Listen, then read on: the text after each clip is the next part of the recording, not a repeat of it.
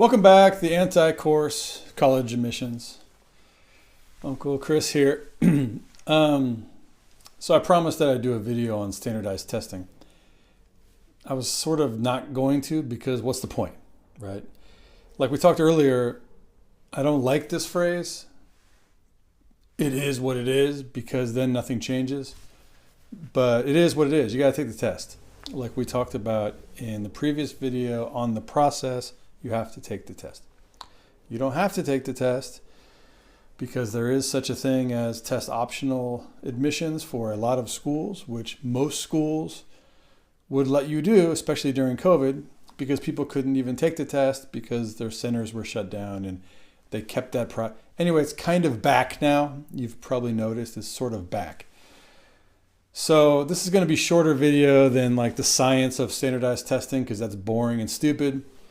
But I wanted to tell you sort of my policy on standardized testing, and because I do think that the more you know about all the pieces of college admissions, the better your application will be. So I will talk now about why I don't believe in standardized testing and what the problem with it is. If it sounds like I'm yelling at you, it's because I have a microphone right here and I don't want to wear a headset. So anyway, hopefully it sounds okay. Standardized testing doesn't work in the way that they say it does. And that's why they keep changing their mind, and that's why we can go in a huge rabbit hole about all the studies that try to either prove or disprove its efficacy. And what they're all trying to get at is it predictive? This is the word that everyone's trying to get at. Predictive of what? Predictive of your success in college. It's not predictive. But then 2 minutes later, someone will do a big study that supposedly predicts or proves that it is predictive. And I can tell you what's wrong with those studies, and I can tell you what's wrong with the studies that prove that it's not, because guess what? Like everything in life that nobody wants to admit, it's a nuanced position. Okay. So what's the point of it anyway? Why do we have this? And it's because we need some objective criteria, okay? I'm going to go through all the pieces of the application and what they're there for.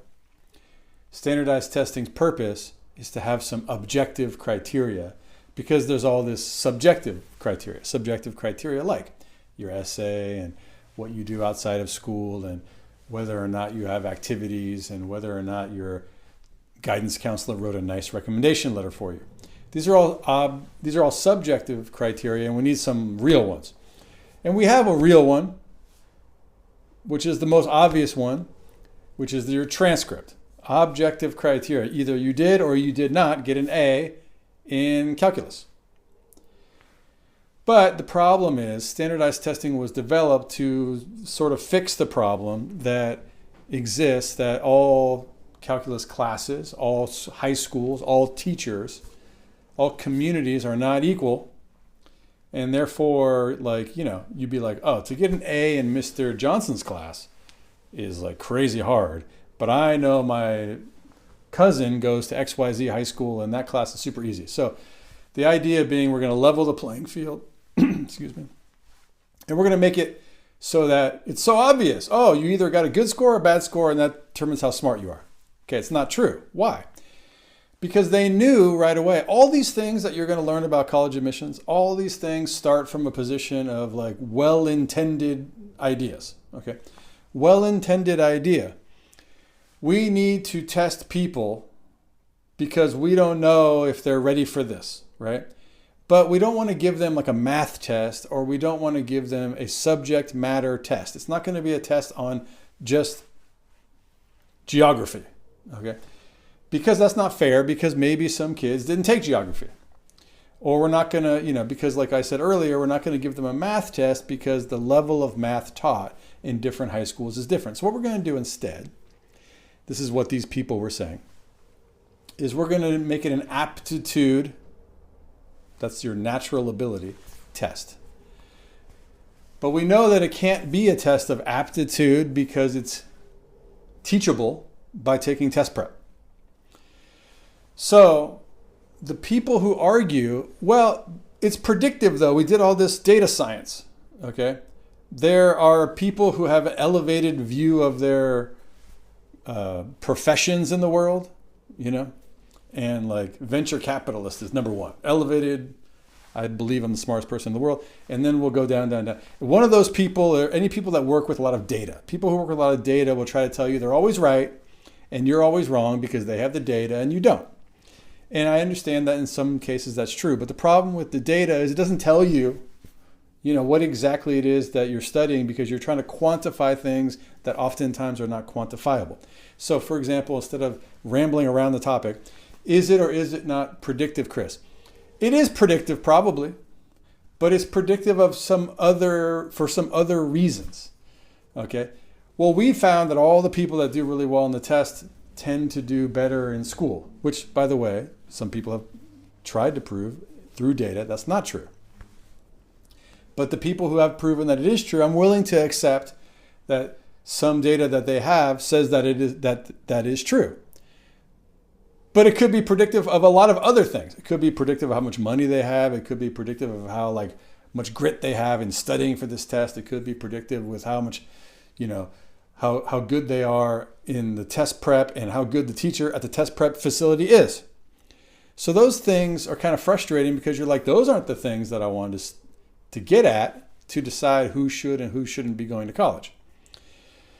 But you're going to take the test. So that's why it's not about merit. All the people that are going to yell at you and say, this is about merit. We need to get back to standardized testing. We need to pick the right kids. What they don't understand is we already talked about that in the selection section where we can't possibly be in a system that is meritocratic if we've only deleted 20% of the students who did poorly on the test, and now we still have to decide between 10,000 people to get into 1,500 slots, and we're going to decide from all the subjective criteria, such as all these things we're going to talk about later, that is going to annoy you. But like I said, it's all well-meaning, and one of the well-meaning reasons is, and I predicted this, I said if you guys all go test optional, there's a certain cohort of kids that's going to be disadvantaged. No one believed me. I was right. And that is the kid who comes from a poor background, who does awesome on the test. Because everything else about his application does not look good. He's a poor kid. He's not going to do all these fancy things outside of school and all these fancy programs in the summer. And he's not going to have an application with all kinds of, research. And he didn't build a nuclear reactor in his basement because he doesn't have the money or the basement or the products to put together a nuclear reactor. Obviously, I'm making this up.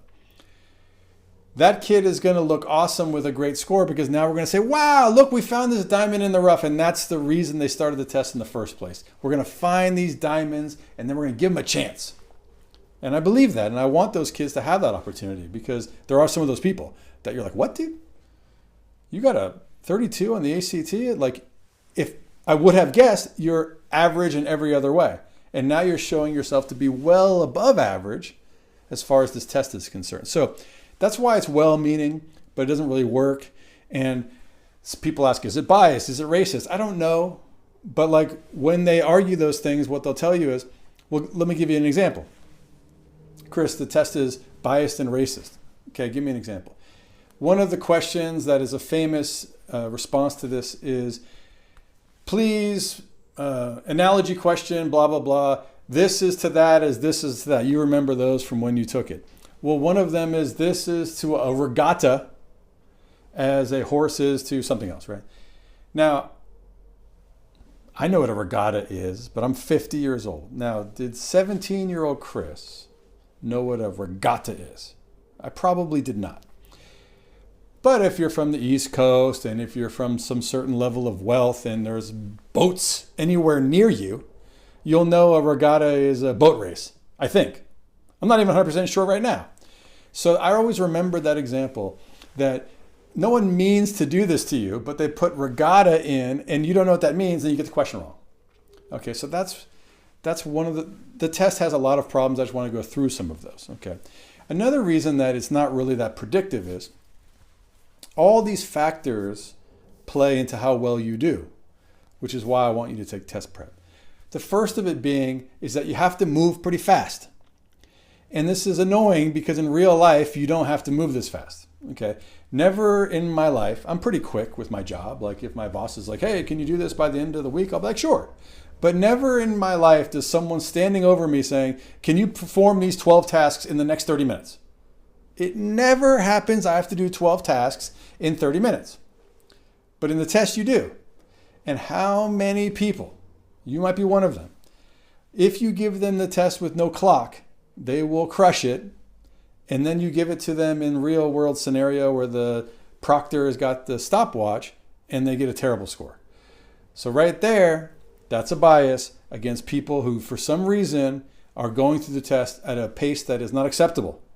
Okay? Not predictive of how you're going to do in college. No one's standing over you with a clock. Second thing is stamina. I remember specifically taking the SAT in 1993, that's how old I am, and going, oh, I know the second half of this test I did way, way worse than the first half, just because it's just long and annoying. Okay, same thing. In real life, you can take a break. You can get a candy bar. You can get a snack. At the test, you cannot. Is that predictive of your college success? In college, you don't have to sit anywhere for 3.5 hours focused on a test. Okay. So those are some reasons why you might want to rethink your valorization, is that a word? Valorization of these tests.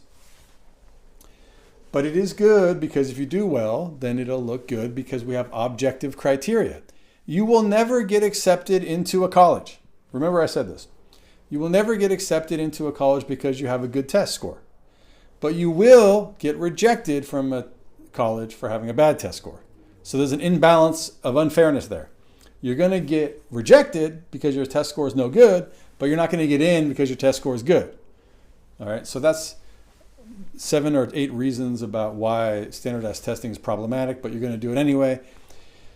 When should you take it? We already talked about that.